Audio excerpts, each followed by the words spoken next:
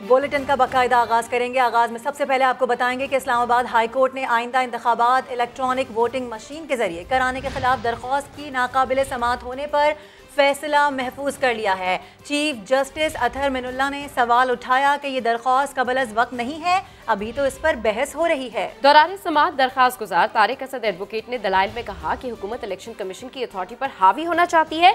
Election commission को तनकीद का निशाना बनाया जा रहा है। मुल्क में पहले ही सियासी और मुआशी इस्तेहकाम है, इस सूरत हाल से इंतशार फैलने का खदशा है। इलेक्शन कमीशन ने सेनेट की कायमा कमेटी के पास एतराज़ात दाखिल किए। अदालत भी इलेक्शन कमीशन को नोटिस जारी करके एतराज़ात की रिपोर्ट तलब करे। हमें अभी तक नहीं पता कि ईवीएम के जरिए कैसे वोट कास्ट होगा।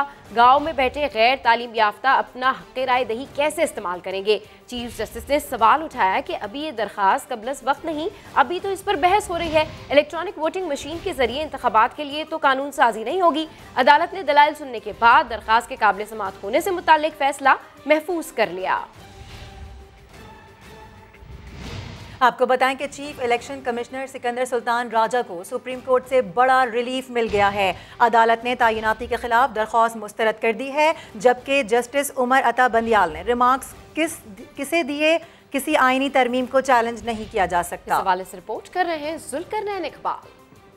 बड़ी अदालत में बड़े मामले की समाअत, चीफ इलेक्शन कमिश्नर को सुप्रीम कोर्ट से रिलीफ मिल गया। कायम मकाम चीफ जस्टिस की सरबराही में 2 रुकनी बेंच ने तैनाती के खिलाफ दरख्वास्त खारिज कर दी। दरख्वास्त पर रजिस्ट्रार ऑफिस के एतराज़ात बरकरार। जस्टिस सुमरता बंदियाल ने दरख्वास्त गुजार की कोशिश को सराहा। कहा, आप नौजवान वकील हैं, आपने आईनी नुक्ता उठाया। जस्टिस सुमरता बंदियाल का कहना था कि आप कहते हैं रिटायर्ड ब्यूरोक्रेट को चीफ इलेक्शन कमिश्नर नहीं लगाया जा सकता। आपने ये भी कहा चीफ इलेक्शन कमिश्नर की तैनाती के लिए चीफ जस्टिस से मुशावरत होनी चाहिए। क्या आपने चेयरमैन नैब तैनाती केस का फैसला पढ़ा? कायम मकाम चीफ जस्टिस ने कहा कि चीफ इलेक्शन कमिश्नर और चेयरमैन नैब जुडिशल अफसरान नहीं होते। आपने दरख्वास्त में आईनी तरमीम को भी चैलेंज किया है। आइन के मुताबिक किसी आईनी तरमीम को चैलेंज नहीं किया जा सकता। और आज यौम जमहूरियत है। इलेक्शन कमीशन बताए मुल्क में साफ शफाफ इलेक्शन का इनेकाद यकीनी बनाने के लिए अब तक क्या किया गया है। वज़ीर ममलिकत फ़ारूक हबीब ने इलेक्शन कमीशन से सवालात कर दिए हैं। कहते हैं अकबर एस बाबर को पीटीआई के अकाउंट्स देखने की इजाज़त है, हमें भी नून लीग के अकाउंट्स देखने की इजाज़त दी जाए। अवाम भी जानना चाहते हैं आज तक साफ और शफाफ इंतखाबात क्यों नहीं हो सके।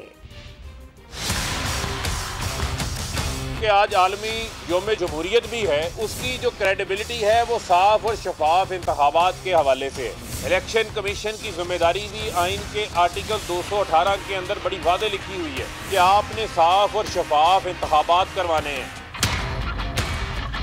पीपल्स पार्टी नून लीग 30-40 साल से 3 बारियां इन्होंने ली हैं। इन्होंने कोई अमली कदम लिया? जिन्होंने ईवीएम देखी नहीं, देखे बगैर उसकी मुखालफत शुरू कर दी। 27 के करीब ऐसे एतराज़ात हैं अपनी कैपेसिटी के मुताल्लिक हैं। इलेक्शन कमीशन को सुप्रीम कोर्ट की तरफ से भी ये कहा गया, हर बार चोरी होती थी, हर बार वोट खरीदे जाते थे, लेकिन उसको रोकने के हवाले से कोई अमली इक़दाम नहीं लिया गया। ऑपोजिशन ओपन ट्रेसेबल बैलेट की बात करके भाग गई। इलेक्शन एक्ट की शिक नंबर 103 में ईवीएम का पायलट्स का लिखा गया है। ओवरसीज बैरून मुल्क पाकिस्तानी को वोटिंग राइट देने का मामला है। इन तमाम चीजों के ऊपर अगर हम देखें तो एक लंबी खामोशी नजर आती है। इलेक्शन कमीशन से ये दरखास्त करूंगा साफ और शफाफ इंतखाबात को बनाने के हवाले से उसके ऊपर फोकस करे। जो निजाम ईवीएम के 20 से ज्यादा ममालिक में चल रहा है उसको पाकिस्तान के अंदर भी आने दें, ताकि इस मुल्क के अंदर जो है वो ट्रांसपेरेंसी की, साफ शफाफ इंतखाबात की जो बुनियाद है वो रखी जा सके। पीपल्स पार्टी और अवामी नेशनल पार्टी के वफ़द की चीफ इलेक्शन कमिश्नर से मुलाकात। इंतखाबी इस्लाहात पर इलेक्शन कमीशन का मौक़िफ़ आइन और कानून के मुताबिक करार दिया। नैयर बुखारी कहते हैं हुकूमत का इंतखाबी इस्लाहात का बिल आइन से मुतसादिम है। इलेक्शन कमीशन को हर फॉरम पर सपोर्ट की यकीन दहानी भी करा दी। इलेक्ट्रॉनिक वोटिंग मशीन्स के हवाले से बात है या इलेक्शन एक्ट में और दीगर तरामीम है, तो वो एक तो वो आइन से मुतसादिम है और यही मौक़िफ़ इलेक्शन कमीशन ऑफ पाकिस्तान ने भी लिया। और इंतखाबात इलेक्शन कमीशन की जिम्मेदारियाँ कराना आइन के मुताबिक, ये न किसी गवर्नमेंट फंक्शनरी का काम है न किसी और अदारे का काम है। आइन सिर्फ ये इख्तियार इलेक्शन कमीशन ऑफ पाकिस्तान को देता है। हुकूमत को और उन वुज़रा को ऐसी ज़ुबान इस्तेमाल नहीं करनी चाहिए जो तौहीन के ज़ुमरे में आती हो। ECP को हम सपोर्ट करने के लिए आए हैं और हम हर फोरम पे उनको सपोर्ट करेंगे। पार्लियामान के अंदर भी सपोर्ट करेंगे, पार्लियामान के बाहर भी सपोर्ट करेंगे। और जहां देखो ईवीएम की बात हो रही है, बड़े चर्चे हैं, लेकिन ये टेक्नोलॉजी क्या है बता रहे हैं वहाब कामरान। ईवीएम यानी इलेक्ट्रॉनिक वोटिंग मशीन, आजकल इसके खूब चर्चे हैं, लेकिन क्या आप जानते हैं ये कैसे काम करती है? इसके दो हिस्से हैं, कंट्रोल यूनिट और वोटिंग यूनिट। कंट्रोल यूनिट की तरफ प्रिजाइडिंग अफसर बैठेगा जो वोटर के अंगूठे का निशान चेक करेगा और बैलेट बटन ऑन करने के बाद शहरी को वोटिंग यूनिट की तरफ भेज देगा। इस यूनिट पर शहरी के सामने पार्टियां आएंगी, वोटर उनमें से एक का इंतखाब करने के बाद सबमिट कर देगा। ईवीएम इलेक्ट्रॉनिकली वोट रजिस्टर करने के बाद इसकी पर्ची भी जारी करेगा ताकि अगर कोई मसला हो तो दोबारा काउंट किया जा सके। ईवीएम मशीन में एक वोटर एक बार ही वोट डाल सकता है, जिसके बाद मशीन बंद हो जाएगी। दूसरे वोटर के लिए प्रिजाइडिंग अफसर वेरिफिकेशन के बाद दोबारा मशीन ऑन करेगा। इस सिस्टम की बैटरी 24 घंटे बैकअप देती है। शाम 5 बजे के बाद एक बटन दबाते ही मशीन तमाम वोट रीड करके रिजल्ट जारी कर देगी कि फलां पार्टियों ने इतने वोट लिए हैं। इंटरनेट ना भी हो तब भी वोट कास्ट किया जा सकेगा। आग लगाने के बयान पर इलेक्शन कमीशन आग बगोला पैसे लेकर बेड़ा गर्क करने का इल्जाम विफाकी वज़रा को महंगा पड़ गया। आजम स्वाति से सबूत मांगने का फैसला, विफाकी वजीर फवाद चौधरी को भी नोटिस जारी किया जाएगा। मजीद रिपोर्ट कर रहे हैं Zulqarnain Iqbal. Chief election commissioner की जेर सदारत इलेक्शन कमीशन का अहम इजलास, स्पेशल सेक्रेटरी की कायमा कमेटी पार्लिमानी अमूर में पेश आने वाले वाक़े पर ब्रीफिंग। वजीर रेलवे आजम स्वाति का ईवीएम पर एतराजात के जवाब में पैसे लेने का इल्जाम ECP ने सख्ती से मुस्तरद कर दिया। ये फैसला भी हुआ कि वफाकी वजीर को नोटिस जारी करके सबूत मांगे जाएंगे। चीफ इलेक्शन कमिश्नर पर इल्जामात और इदारे के खिलाफ बयानबाजी पर वजीर इत्तलात फवाद चौधरी को भी नोटिस जारी करने का फैसला। पेमरा को वफाकी वज़रा की प्रेस कॉन्फ्रेंस का मुकम्मल रिकॉर्ड फराहम करने की हिदायत। इलेक्शन कमीशन ने सेनेट की कायमा कमेटी के इजलास और ईमान सदर में होने वाली मीटिंग्स की तफसीलात हासिल करने का फैसला भी कर लिया। इलेक्शन कमीशन से जारी इलामिये के मुताबिक तमाम तर रिकॉर्ड मुरतब करके वफाकी वज़रा के खिलाफ कार्रवाई मंतकी अंजाम तक पहुँचाई जाएगी। पाक फौज हर वक्त तैयार, तफसीलात कुछ देर बाद। इलेक्शन कमीशन के नोटिस जारी करने से पहले ही विफाकी वज़ीर इत्तलात फवाद चौधरी का जवाब आ गया। ट्वीट पैगाम में लिखा, इलेक्शन कमीशन का एहतराम अपनी जगह है, नोटिस आया तो तफसीली जवाब देंगे। शख्सियात के सियासी किरदार पर बात करना पसंद नहीं तो कंडक्ट गैर सियासी रखें। तनकीद शख्सियात के कंडक्ट पर होती है, इदारे पर नहीं। शख्सियात गलतियों से मुबर्रा नहीं है। इस वक्त अहम खबर आ रही है, आपको बताएं कि सिंध ट्रैक्टर सब्सिडी केस में बड़ी पेशरफ सामने आई है। ओमनी ग्रुप के लिए किसानों को ट्रैक्टर डिलीवरी की जाली रिपोर्ट्स तैयार करने वाले मुलजिम ने एतराफ़े जुर्म कर लिया है। सुहेल रशीद हमारे साथ है, उनसे बात कर लेते हैं। सुहेल, क्या बताया गया फिर इसकी जानिब से?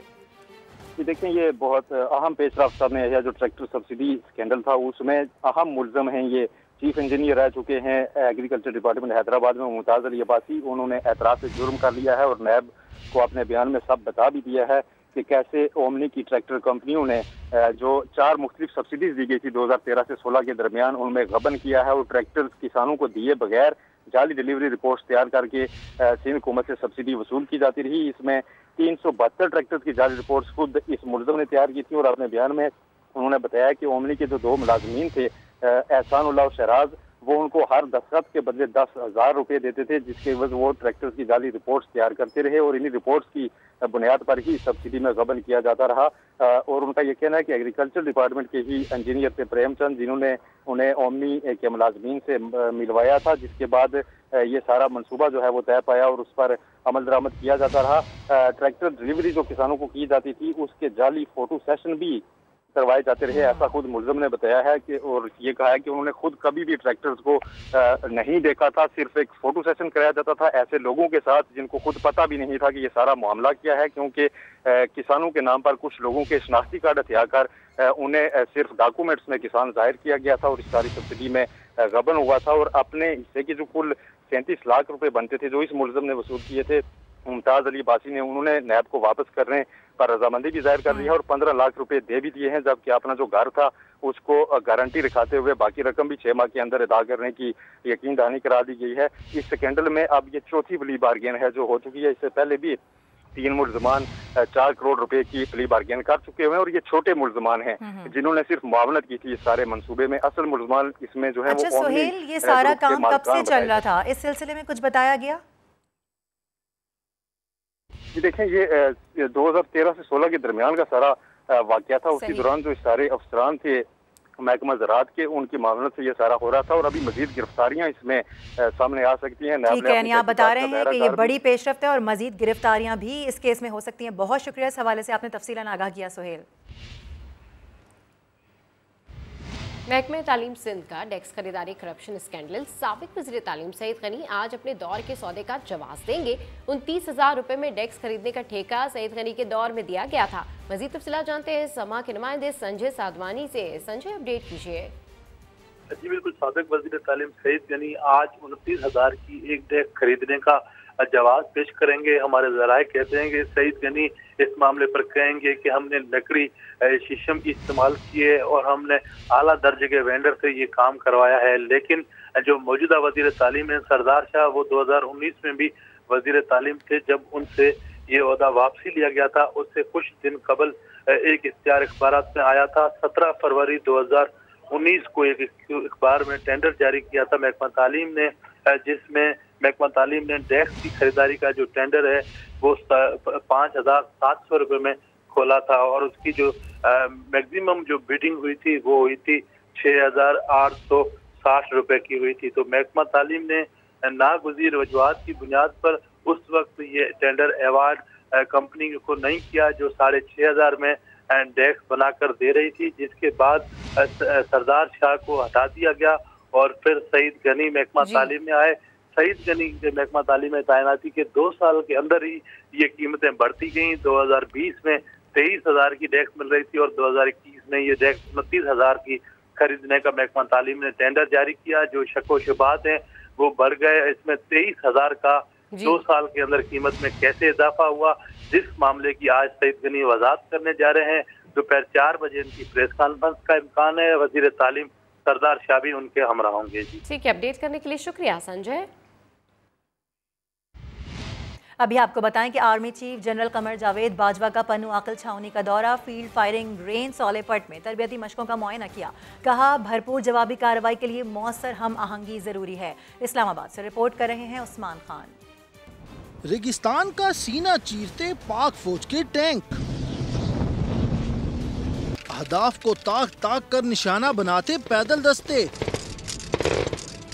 पनुआकिल के करीब फील्ड फायरिंग रेंज सालेपट में पाक फौज की दुश्मन हथकंडे नाकाम बनाने के लिए तरबियती मशकें। Army chief general Qamar Javed Bajwa मुआयना करने फील्ड में पहुंच गए। ISPR के मुताबिक सिपह सलार ने फील्ड फॉर्मेशन मशकों का मुआयना किया। आर्मी चीफ को सहरा में फॉर्मेशन की तरबियत और ऑपरेशनल तैयारियों पर ब्रीफिंग भी दी गई। जनरल बाजवा ने पाक फौज की जंगी तैयारियों, पेशावराना मयार और अफसरानों जवानों के जज्बे को भी सराहा। भरपूर जवाबी कार्रवाई के लिए मौसर हम आहंगी को जरूरी करार दिया।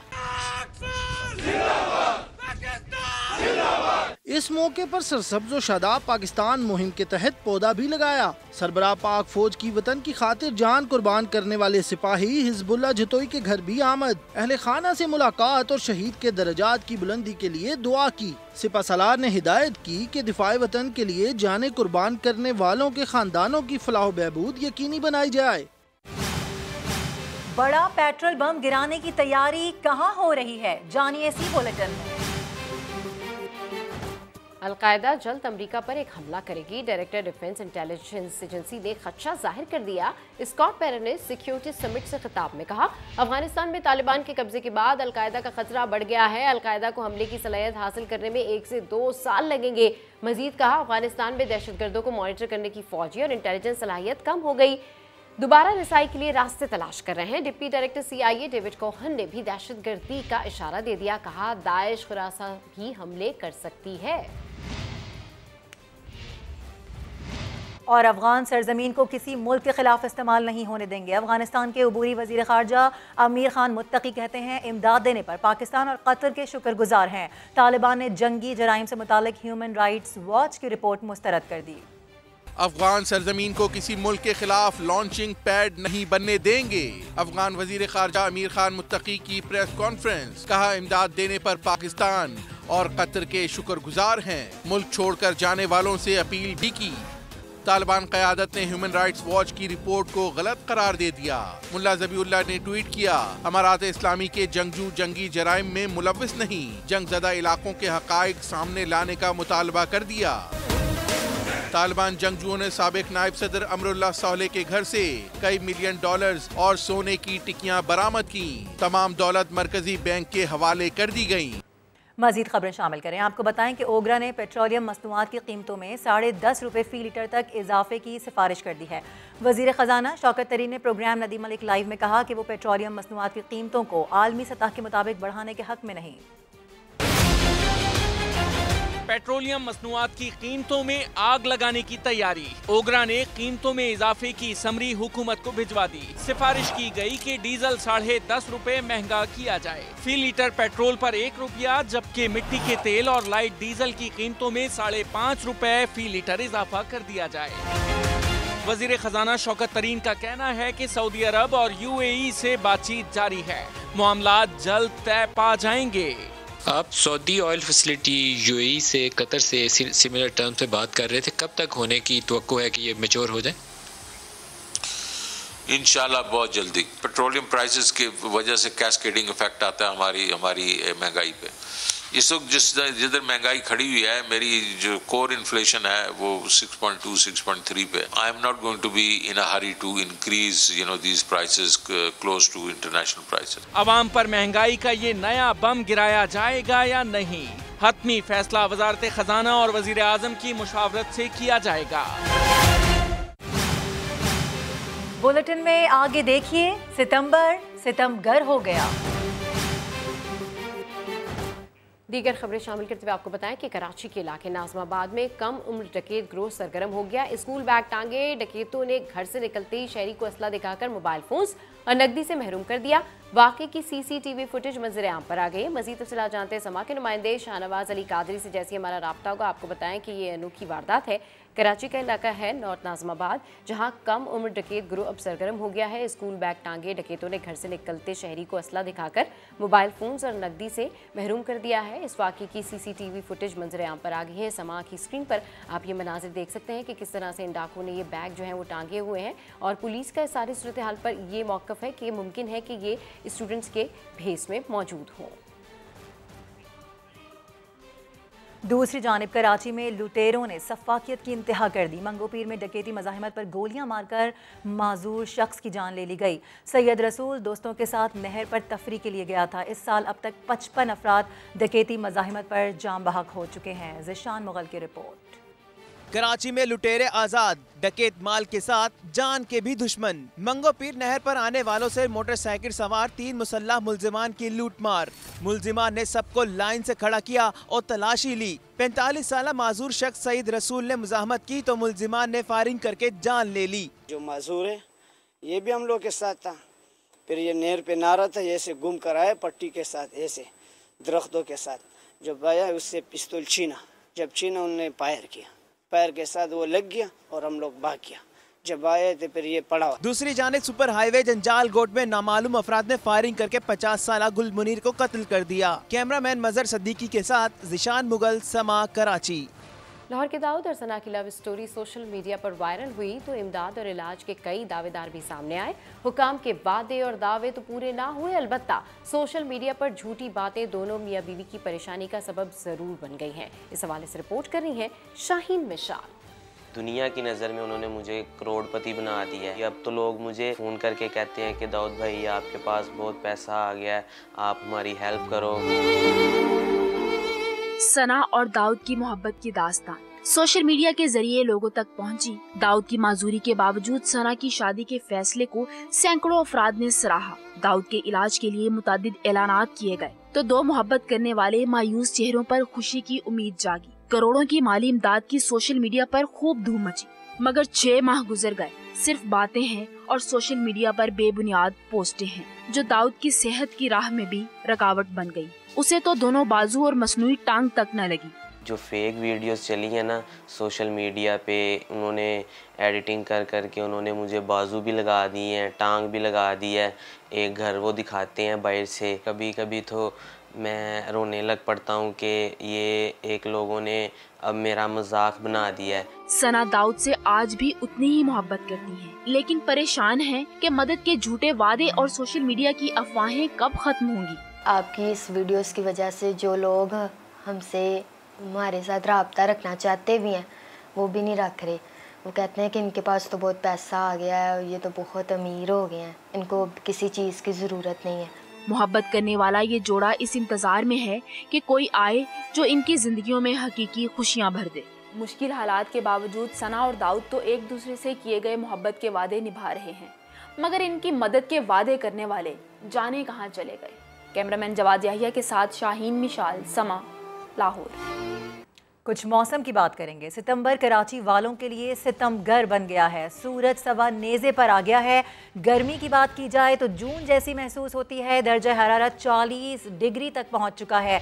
शिद्दत 42 डिग्री है। जबकि आपको बताएं कि शहर में समंदरी हवाएं भी बंद हैं और हब्स बढ़ गया है। घर से बाहर निकलने वाले के पसीने छूट जाते हैं।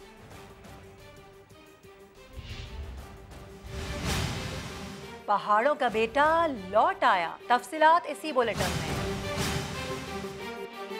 Welcome back. कोरोना से 24 घंटे में मजीद 73 अफराद इंतकाल कर गए। मजमूई अमवात की तादाद 26,938 हो गई। 2,700 से ज़ायद नए केसेस भी रिपोर्ट हुए। मुस्बत केसेस की शरह 4.78% रिकॉर्ड की गई। NCOC के मुताबिक पंजाब में 32, खैबर पख्तूनख्वा में 20 और सिंध में 15 अमवात हुई हैं, जबकि इस्लामाबाद और आज़ाद कश्मीर में 3 मरीज दम तोड़ गए हैं। इस वक्त मुल्क में 77,532 फाल कोरोना केसेस हैं, जिनमें से 5,700 से ज़ायद अस्पतालों में ज़ेर इलाज हैं, जबकि मुल्क में गुज़िश्ता रोज़ 8,90,000 से ज़ायद अफराद को वैक्सीन लगाई गई है। फैसलाबाद में महकमा सेहत के एहलकार 200 रुपए लेकर शहरियों को वैक्सीन बेचने लगे। डिप्टी डिस्ट्रिक्ट ऑफिसर के छापे पर मुल्जिमान फरार हो गए। मुल्जिमान के कब्जे से 127 डोज बरामद हुई हैं। 3 अफराद के खिलाफ मुकदमा दर्ज कर लिया गया है। मजीद जानते हैं उस्मान सिद्दीक से। जी उस्मान सिद्दीक, अपडेट कीजिए इस हवाले से, क्या मालूमात हासिल हो सकी आपको?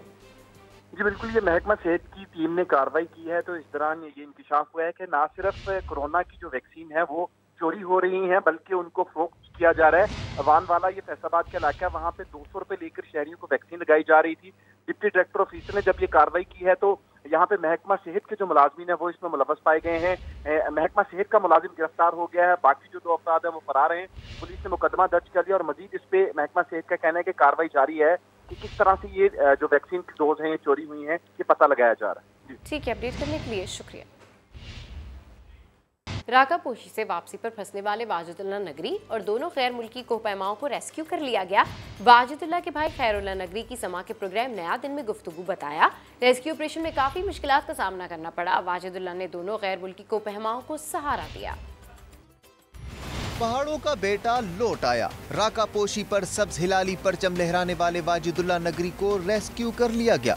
समा से गुफ्तगू में वाजिदुल्लाह के भाई खैरुल्लाह अफरीदी ने खुशखबरी सुनाई। जैसे ही मौसम साफ हुआ तो उन तक हमने कोई 400 मीटर रस्सी पहुंचाई। रस्सी के जरिए वो डिसेंड करना शुरू किया। पाक आर्मी ने इस चीज में बहुत मेहनत की और इस रेस्क्यू में सबसे बड़ा हाथ पाक आर्मी का है। मुहिम के दौरान चेक रिपब्लिक के 2 कोहपैमाओं की तबीयत खराब हो गई थी।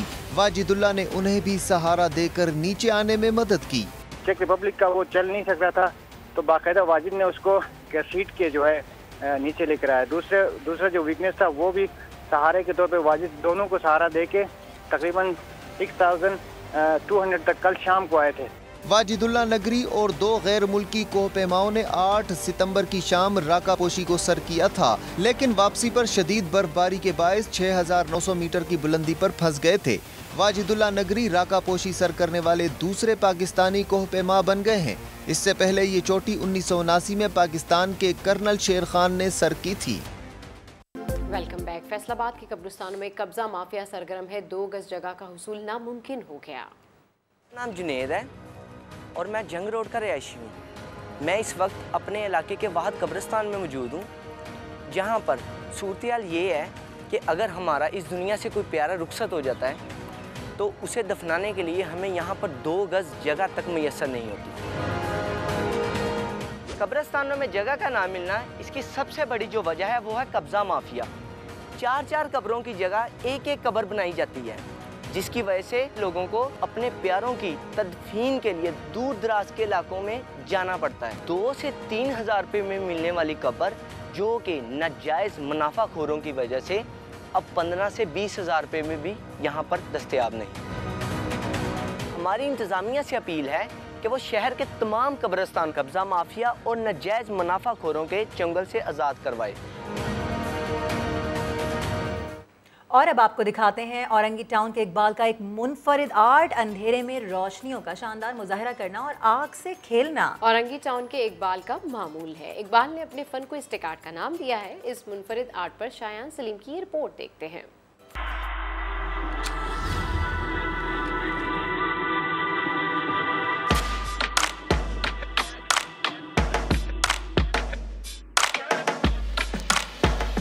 मुझे बचपन से ये शौक़ था, क्योंकि मैंने जिनसे सीखा हूँ तो वो जब मैं देखता तो मुझे बहुत बेहतरीन लगता था, बहुत अच्छा लगता है कि एक नई चीज़ है।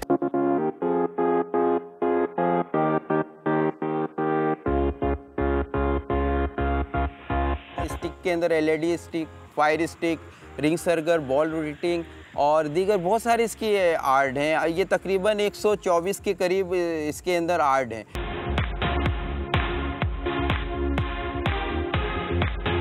स्पॉट ग्रैंड है, ड्रिंक वर्ल्ड है, बहुत सारे ऐसे शो हैं जो मैं ये कर रहा होता हूँ और बहुत लोग पसंद करते हैं और वो देखते हैं, वो ये समझते हैं लोग कि ये मैं बाहर से आया हूँ। भाई मैं बाहर से नहीं आया हूँ, मैं पाकिस्तानी हूँ अल्हम्दुलिल्लाह।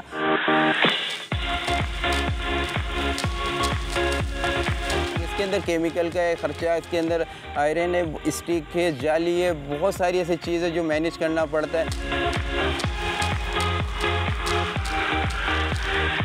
अगर इसके अंदर हुकूमत पाकिस्तान मुझे सपोर्ट करे तो इससे भी बेहतरीन और टेक्निक है मेरे पास जो देख के लोग दंग हो सकते हैं। मैं ये परफॉर्मेंस माशाल्लाह से PSL के लिए करना चाह रहा हूँ, तो एक अलग सा एक मंजर होगा।